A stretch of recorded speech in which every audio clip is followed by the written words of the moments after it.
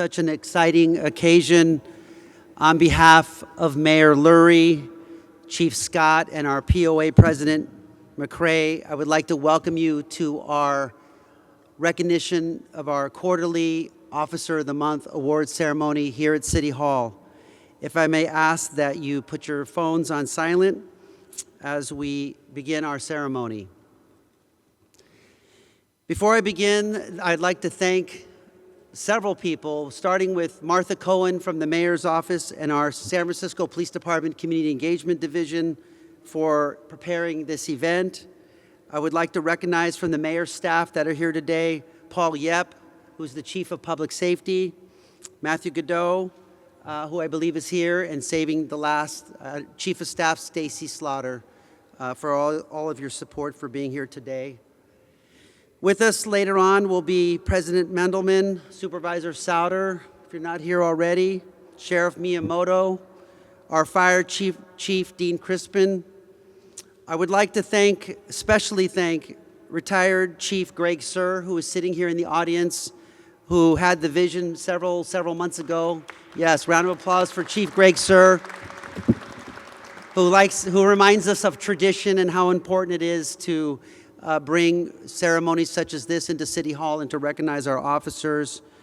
Retired Deputy Chief John Loftus as well, and the entire team from BXP, and I see you over there, Rod Deal, thank you very much. Steve Colvin, Amy Wu, and I don't know if I'm missing anybody from BXP, but thank you BXP for all of your support. I'd like to thank Chris Larson, Alex Turk, and many others. I want to thank Michelle Acosta, who is the new Executive Director of the San Francisco Police Community Foundation, sitting next to Chris Larson. Thank you both very much for all of your support for the department and all the exciting things we're going to do in 2025. I would also like to thank a list of sponsors because we need support to keep this tradition going, and so there's a huge list that I read every quarter, and I'm going to do that again. The San Francisco Police Officers Association, thank you, Tracy, for the community fund. I want everyone here to know that each officer, as a result of their heroic or brave or great work that they've done, will receive a one-night stay at the Hyatt Regency along with a $500 gift certificate. Yes, we are going to definitely comply with city ethics laws and rules and procedures and letters and whatever else we need to do to make sure you have a great night. I'd like to thank the Hearst Corporation, the Kilroy Realty Corporation, McCall's Catering, Decker Electric, GCI, HOK, Metro Service Group, Paganini Electric, Peacock Construction, Platinum, Prologis, Ruben, Junius, and Rose LLP, the Bay Area Host Committee, JMA, the Parks Hotel Groups, the Hilton Hotel, JP Morgan Chase, and I would like to add BOMA and the Hotel Council and the Union Square Alliance and the San Francisco Chamber of Commerce, all contributors and supporters of this event. The last thing I'd like to say is Happy Lunar New Year to everyone. Gong Hei Fat Choi, San Li Fai Luk, and I hope everyone is having an incredible day. Before I turn it over to Mayor Lurie for a few comments, I just want to say that this afternoon we are going to recognize some incredible officers, and we're going to get to see some heroics in action. Violent suspects being apprehended, great work by investigators, and just great police work overall. And so I look forward to the captains sharing exactly what their members did to obtain today's award. And with that, and without further ado, I'd like to introduce our mayor, Mayor Lurie.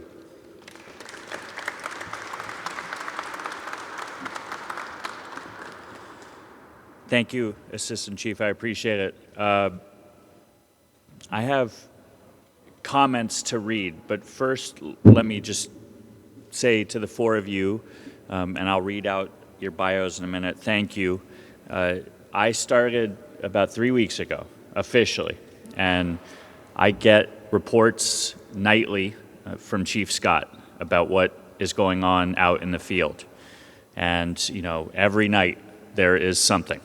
And you all are putting yourselves in harm's way every single day, every single night. It does not go unnoticed. I was sitting there while AC Lazar was reading off that laundry list of supporters. I'm also going to shout out Chris. Thank you, Chris. Thank you, Chief Sir. People care about you all. I care about you all. It's gone on for too long that you all were not thanked enough. And I am so proud that this ceremony has been going on now for quite some time, and I'm honored to continue this because you all deserve to be recognized, the whole department. And so I get those notes from Chief Scott, and my heart sinks every single night. And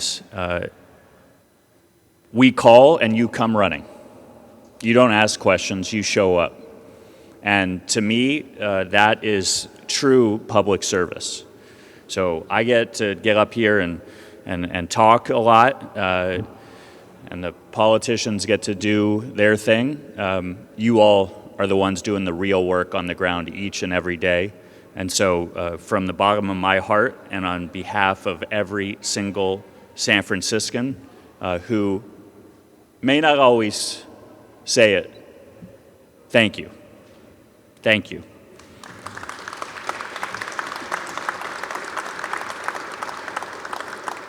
I will first start with introducing Officer Anthony Quimbo, a San Francisco native. I love that. He aspired to serve his hometown as a police officer. Over his 6-year career, he has worked in the Mission, the Tenderloin, and Northern Districts, where he was named Northern Midnight Officer of the Year in 2022. Now a field training officer, he has mentored new recruits and continues to serve in Northern Station, which he considers home. Thank you, Anthony. Will you stand up?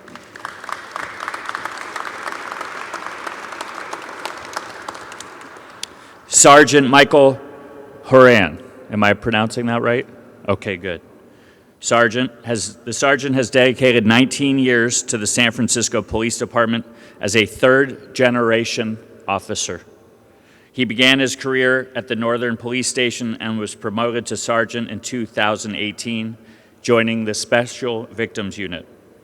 Currently assigned to the Missing Persons Unit, he is committed to public safety and building strong relationships within the community. Thank you, Michael. Please stand.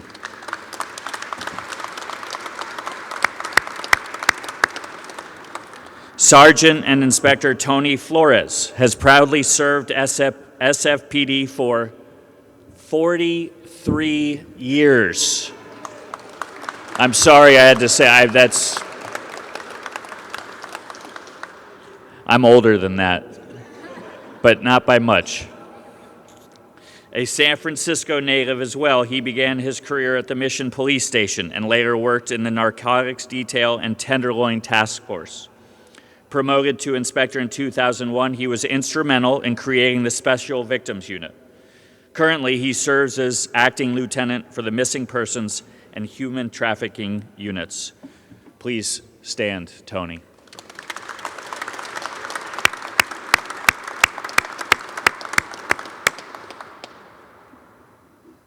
"43 years. I'm just going to say it one more time. It's amazing. Thank you. Casey Chow, a San Francisco native and George Washington High School graduate, began his law enforcement journey at 17 as a Police Activities League cadet. After joining the San Bruno Police Department in 2019, he returns to his hometown in 2025. Excited to serve San Francisco and contribute positively to his community. Please stand.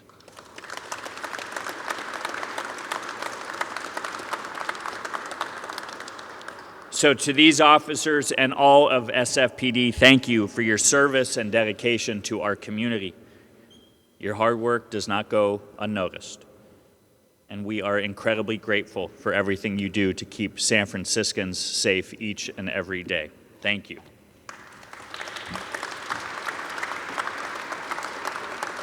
Thank you, Mayor Lurie, for your kind words and for your support. I now would like to call to the podium our Chief of Police, William Scott.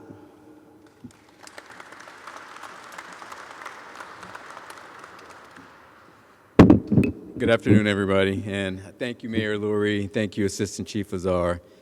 And I won't call out all the names, but I do want to say thank you to everybody who made this happen and who continues to make this happen. I had some prepared notes as well, but I'm going to divert a little bit and just say kind of what's on the heart right now.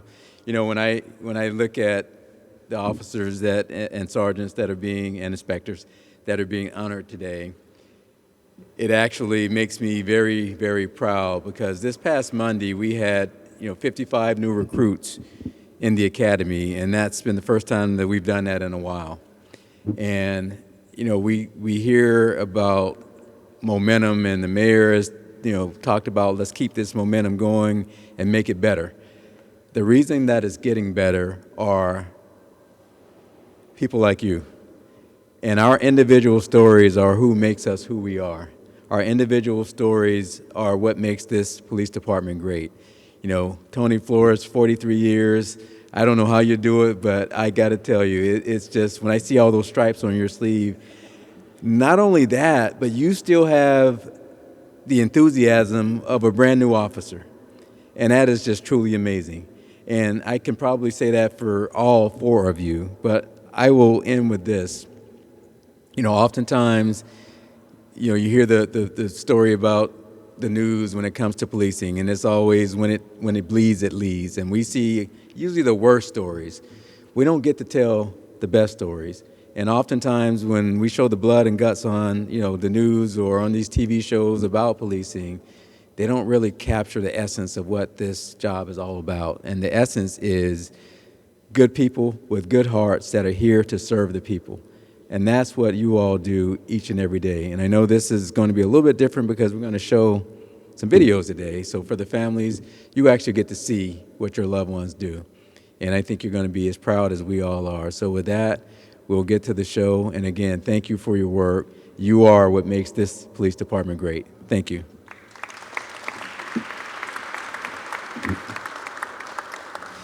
Thank you, Chief Scott. I would now like to call up our POA President, Tracy McCray, for a few words.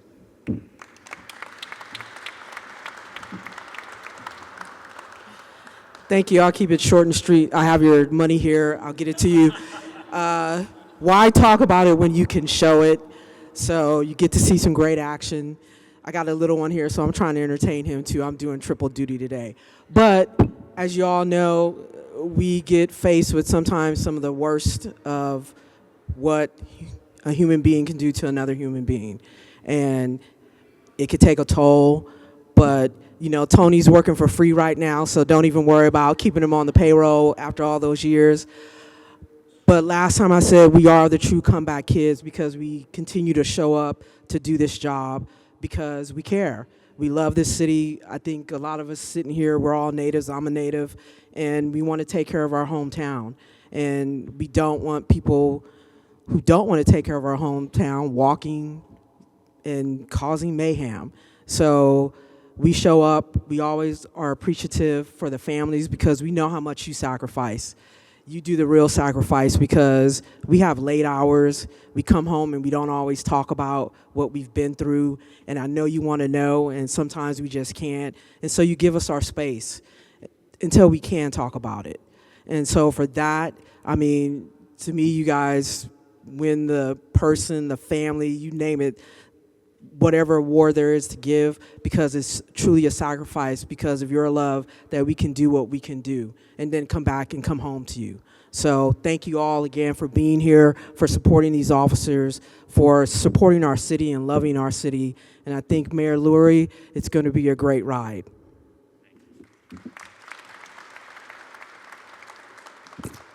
All right, thank you very much, Tracy. So, over the history of the police department, we have recognized officers, and usually by way of reading a story or telling a story. And several months ago, Captain Chris Canning of Richmond Station said for the upcoming Medal of Valor ceremony, why do we need to read what happened? Why don't we just show what happened to the family and to the loved ones. And so we did. We tried that for the first time at the Medal of Valor ceremony. And so we've transferred that over to here. And so Mayor Lurie, as the mayor of San Francisco, you have the very first award ceremony where we're using technology and videos to showcase the work of officers. It's the first one on your watch, and the first recognition will be by video, and then the last two, in light of Inspector Flores, will do old school way of just telling the story without a video, but we'll do at least one of them on a video. And with that, I'd like to call up the current acting commander of the Metro Division, who has been the captain of Northern Station, Jason Sawyer, to describe the first award. So come on up, Jason.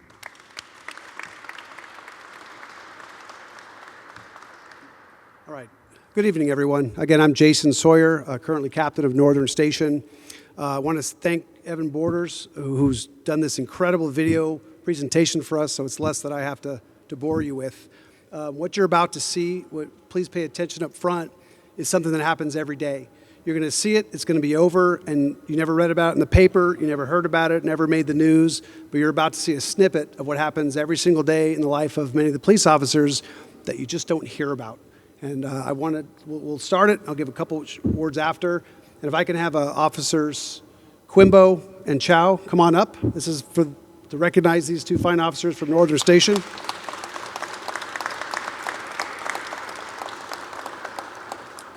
All right, with that, and Evan, if you could please hit play.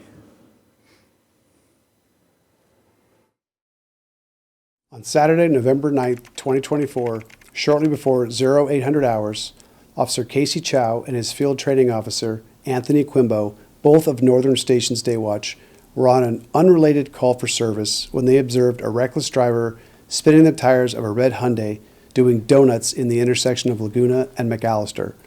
Officer Chow and FTO Quimbo attempted to conduct a traffic stop on the driver. However, he fled northbound into oncoming traffic on Goff Street, and the officers chose not to pursue him. This happened at McAllister and Goff. The last I saw him was doing donuts at the intersection of McAllister and Laguna. Okay, I'll put it out for I'm going to put it out for the officer in the area to be aware of this vehicle. A short time later, Officer Chow and FTO Quimbo heard dispatch broadcast on an information-only run regarding a red Hyundai that was driving recklessly at McAllister and Goff Streets. Both officers recognized that this was likely the same red Hyundai that had evaded them mere minutes earlier. FTO Quimbo took the time to obtain the reporting party's information from dispatch and contacted the 911 caller via telephone to obtain a witness statement regarding the red Hyundai. Your call came out maybe under 5 minutes. So we were coming down this way and we saw a car doing donuts. Yeah. And we tried pulling it over and then he took off on us. And then your call came out a little bit later. I saw him doing the donuts. Okay, perfect. Oh yeah, this is our guy. Yeah. The 911 caller provided FTO Quimbo with a photograph of the Hyundai, which FTO Quimbo recognized as the same vehicle that had fled from him. The officers conducted a computer query on the license plate of the red Hyundai and responded to the listed address, where they made contact with the vehicle's owner's granddaughter. Does your grandma have a car? Yeah, it's a red one. It's downstairs. It is downstairs? Is your grandma home? She is not home. What's your grandma's name?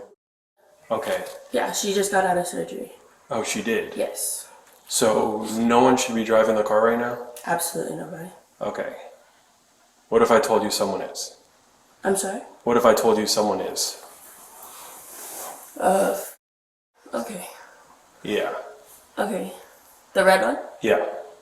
So that's why we're here. Mm-hmm.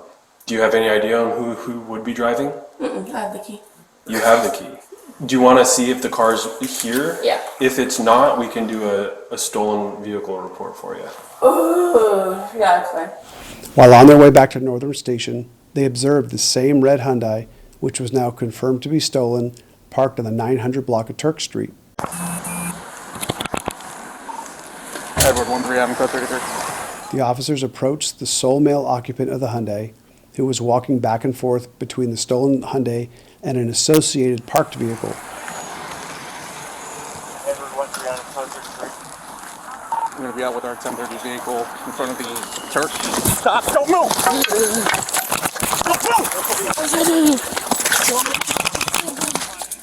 Immediately upon contacting the suspect, he began violently resisting both officers. Officer Chow, FTO Quimbo, and the suspect all fell to the ground, at which point the suspect immediately grabbed onto Officer Chow's department-issued firearm and attempted to remove it from the holster by pulling on it with both hands. Hey, get your hand off of his gun! 1025, he's grabbing our gun! Let go! FTO Quimbo ordered the suspect to release his grip on the firearm, but he refused. Officer Quimbo delivered multiple strikes to the suspect to prevent him from successfully getting control of the firearm. 1025, 148. After an extended struggle, San Francisco Sheriff's deputies responded to assist and helped handcuff the suspect. Can we get some units to respond? Sheriff, units are 97. Show us taking one in the cuff. Sheriff's taking one in the cuff. He was trying to grab my partner's gun. While completing their stolen vehicle investigation, officers determined that the same suspect was also wanted for an assault with a deadly weapon that had just occurred in the Tenderloin. He's our 245 guy from TL. Yeah, he's our bullet. You got him? They just put out an email for him. Really? From this morning or last night? Right now. Oh, right there. Oh, with the bat? This arrest is a prime example of excellent police work and going above and beyond what is expected of our members. FTO Quimbo and Officer Chow took it upon themselves to investigate an information-only call that could have easily been ignored or overlooked due to other calls for service. Had they not taken the time to contact the 911 caller and locate the owner of the unreported stolen vehicle, the suspect could have fled the area in the stolen car. I would also like to bring attention to the incredible restraint displayed by officers who overpowered a violent felon who was not only resisting arrest, but was actively trying to disarm one of the officers. By apprehending the suspect when they did, they no doubt made San Francisco and his residents safer.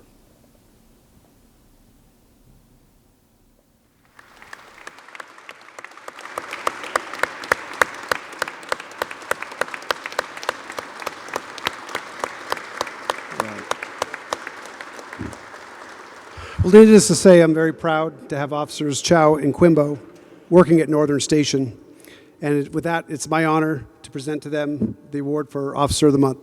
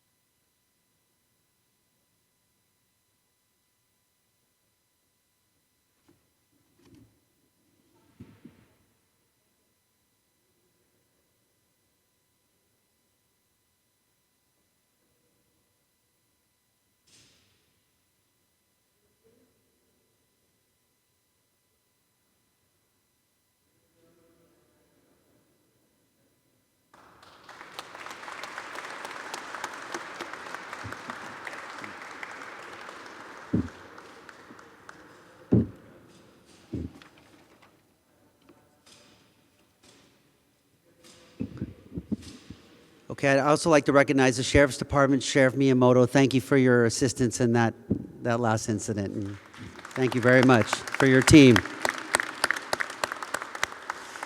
Okay, I'd now like to call up Acting Commander Alexa O'Brien of the Investigations Bureau to present actually the next two awards. So, Alexa.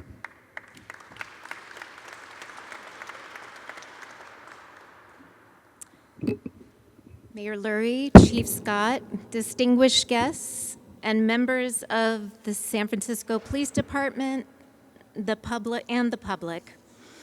Today we're gathered to honor not just a law enforcement professional, but a true pillar of our community, Acting Lieutenant Sergeant Inspector Antonio Flores, known to all of us as simply Tony.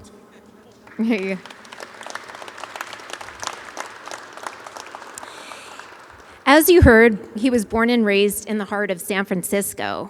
Tony's roots run deep. He grew up on Pixley Alley in the Northern District alongside his sisters and mother, attending Galileo High School. His journey with the San Francisco Police Department began in 1982 when he just stepped into Mission Station, unknowingly laying the foundation for a career that would become the gold standard in service, leadership, and compassion. Over the years, Tony's trajectory with the SFPD has been nothing but short of extraordinary. After honing his skills at Narcotics Division for 13 years, Tony was promoted to sergeant in 1998, where he worked closely with the Tenderloin Task Force. If you've ever heard Tony reminisce about those days, about the high-stakes busts and the intense operations, you'll quickly understand why he refers to this time in the Tenderloin as the greatest job ever. Where'd I lost my place? Here we go. His dedication and passion for the job were evident even in the toughest of times, and it's no surprise that he was a natural leader. In 2001, Tony's career reached another milestone when he was promoted to inspector and assigned to Domestic Violence Response Unit, now known as the Special Victims Unit, or SVU. Here, Tony truly found his calling. For 24 years, he has been the backbone of a critical unit, a vital force in the fight against the most horrific and sensitive crimes: domestic violence, human trafficking, child abuse, sex assaults, and missing persons. He was instrumental in the creation of SVU, and his expertise has made him the department's go-to authority in those areas. His experience, compassion, and unyielding commitment to justice have earned him the respect of his colleagues and the trust of his community. So let's take a moment to do the math. 43 years. For 43 years, Tony has served the San Francisco Police Department. For 43 years, he has put his heart and soul into protecting and serving the people of this city. He didn't build a career, you built a legacy. And his commitment to his community runs deeper than his professional role. Tony raised his family here, proving that his love for San Francisco is personal, enduring, and unwavering. But today, we don't just celebrate Tony's illustrious career or his leadership. We honor him for the quieter, but infinitely more powerful impact he has had on the lives of countless victims. While Tony has been involved in those high-speed chases and heroic moments that we all hear about, it's the moments you don't see, the ones where he is calm in the storm. That defines him. Tony is the one who steps in when people are at their most vulnerable, the one who gives victims a sense of safety and dignity, and more importantly, hope. And let me tell you about a moment that encapsulates Tony's dedication to this mission. On October 6th, a young man called 911 in a state of panic. He was telling the caller, or the call taker, that his father was holding a knife to his mother's throat and threatening to kill everyone in the house. The suspect, a father of 3, had been drinking all night and was violently assaulting his wife, trapping the family inside the home. To escalate the situation, he even created an incendiary device using a Smirnoff bottle and a cloth, searching frantically for a lighter to cause even more harm. When the officers arrived and arrested the suspect, the family was safe from immediate danger, but their nightmare was far from over. They needed shelter, a safe place to go to escape from the threat that still loomed over them. In San Francisco, shelters like La Casa de la Madres provide a refuge for families that are fleeing from domestic violence. But on this night, La Casa was full, and so the officers reached out to every shelter in San Francisco, but they found nothing. Every option was exhausted. This is where Tony's true character comes in, and it shines. When a sergeant from Southern Police Station advised Tony about the situation, Tony took it upon himself to find a solution. He reached out to his extensive network of contacts.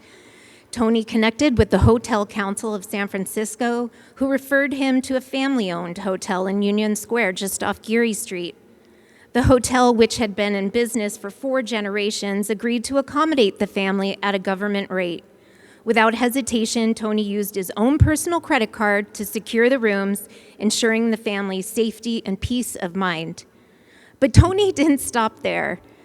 Knowing that this family's journey to healing would be long, he worked with his team to prepare Hope backpacks, bags filled with essentials like toiletries, new clothes, a stuffed animal for kids for the comfort, and information on all the available services.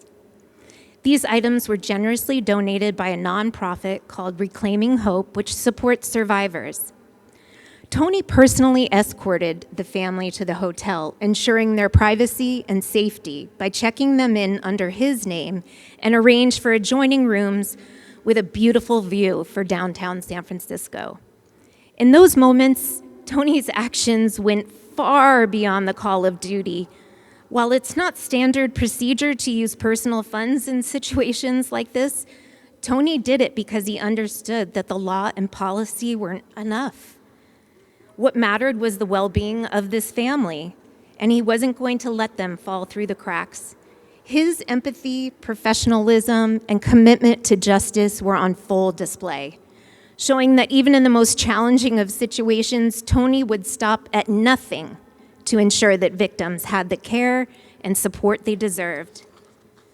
Today, we celebrate Tony Flores, not just as an exemplary law enforcement officer, but as a man whose compassion knows no bounds. His legacy isn't just written in the cases he's solved or the criminals he's brought to justice. It's written in the lives he's touched, the victims he's lifted up, and the community he's dedicated to serving. Tony, thank you for your 43 years of unwavering service, your dedication, your heart, your commitment to making San Francisco better, a safer place, is an inspiration to all of us. You're the embodiment of what it means to serve with honor, compassion, and we are incredibly proud to call you a colleague, a friend, and a friend. Thank you for all that you've done and for all the lives you've changed.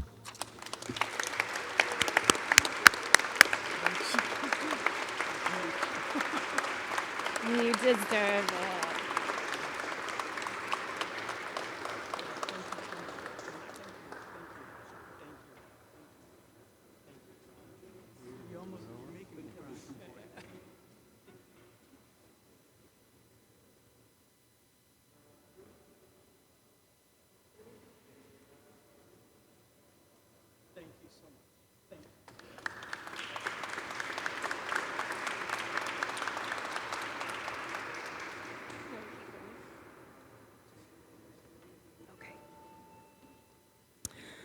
So you're stuck listening to me again. But this time, can I please have Mike Horan come up here? Sergeant Mike Horan.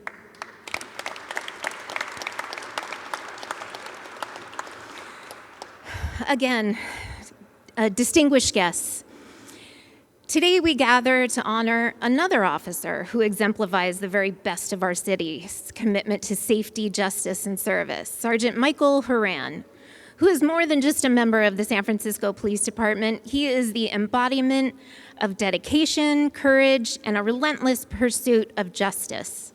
With 19 years of service to the department, Mike is a true leader, a man whose passion for protecting our community runs deep as his family's legacy, almost as deep as his family's legacy in law enforcement. As a third-generation officer following in the footsteps of his father and grandfather, both of whom serve this department, Sergeant Horan's name carries the weight of honor, tradition, and sacrifice. What's even more remarkable is the family connection that ties them together. They all share the same name. Yet Mike's legacy isn't just about his heritage, it's about the incredible work he's done to make San Francisco safer for all of us. Mike's journey in law enforcement began at the Northern Police Station, where he quickly made a name for himself as a hardworking, driven officer. In 2018, his commitment and leadership earned him a promotion to sergeant.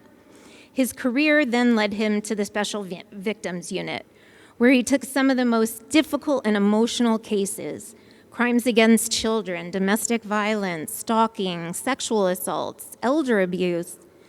In his current role in the Missing Persons Unit, Mike continues to apply his sharp instincts and unwavering determination to resolve some of the most complex and urgent cases. But today, we recognize Sergeant Horan not only for his 19 years of service, but for his extraordinary act that sets him apart and brought him global attention to his exceptional abilities. On December 4th, 2024, a shocking event unfolded that would dominate the media for weeks: the brutal murder of Brian Thompson, the CEO of United Healthcare in Midtown Manhattan, early in the morning, as Mr. Thompson walked outside his hotel, an assailant gunned him down with chilling precision. The suspect, intent on evading capture, used a homemade silencer and fled the scene on a bike. As the investigation unfolded, this crime captured the nation's attention. Its details splashed across every television screen you could see around the world. Cut to San Francisco. Sergeant Horan and his partners, Sergeant Joseph Saragusa and Sergeant Jeff Chow, were doing what they do best: working on a missing persons case in the Special Victims Unit. Sergeant Horan, being the nice man that Mike is, asked Sergeant Saragusa if he wanted some help on his case. Mike took the missing persons info from Joe and began to do an open source search, and later found the Instagram for Luigi Mangione, the young man who had gone off the grid since July and whose mother reported him as missing. As Mike navigated social media sites, flipping through images of Luigi, something unusual caught his eye. In the background of the SVU office, the TV was broadcasting CNN's coverage of the Thompson murder investigation. Suddenly, a partial image of the suspect flashed on the screen. Sergeant Horan froze. The resemblance between the suspect on TV and the photo of Luigi was unmistakable. "Hey guys," Sergeant Horan says, his voice steady and sharp. "Do you guys think this guy looks like the person they're hunting for in New York?" His colleagues paused, stared at the screen, then back at the image on Horan's computer. A moment of realization passed between them all. It was him. In that instant, what had started a routine missing persons case evolved into something much greater. Thanks to Sergeant Horan's quick thinking and sharp eye, a seemingly random missing persons investigation had just led to a critical lead in a high-profile murder case. This wasn't just a coincidence. This was a moment where one detective's instincts turned the tide of an international investigation. Sergeants Horan, Saragusa, and Chow acted swiftly, alerting their lieutenant, who also agreed and told them to immediately contact the FBI. The images and information were shared, and the chilling confirmation came through several days later.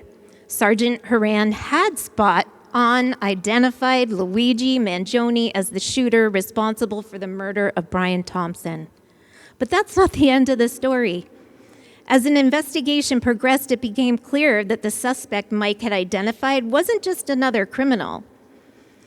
He helped unravel one of the most talked about crimes in the world. A case that gripped the nation from coast to coast had been solved, in part thanks to a police officer in San Francisco sitting at his desk solving a missing persons case. This is the kind of dedication Mike is. One who doesn't just follow the trail, but who creates it. His ability to connect seemingly unrelated dots and what sets him apart as a true leader in law enforcement. He takes nothing for granted, goes the extra mile, and proves time and time again that dedication isn't just about showing up, it's about making a real impact when it matters. Mike, your work in the Missing Persons Unit and now the larger impact you've had on solving high-profile crimes reflects your extraordinary ability to protect and serve in ways most never even imagine. You've brought closure, justice, and peace to countless families, and today we recognize you not only for your years of service, but for the incredible work you've done in a moment of global significance. On behalf of the entire San Francisco Police Department and the people of this great city, Mike, we thank you. Thank you for your unwavering commitment, your keen instincts, and your tireless dedication to making San Francisco a safer place. Your story is an inspiration, and we are proud to have you as one of our own. Let's all take a moment to honor Sergeant Michael Horan, an officer, a father, and a hero. Congratulations.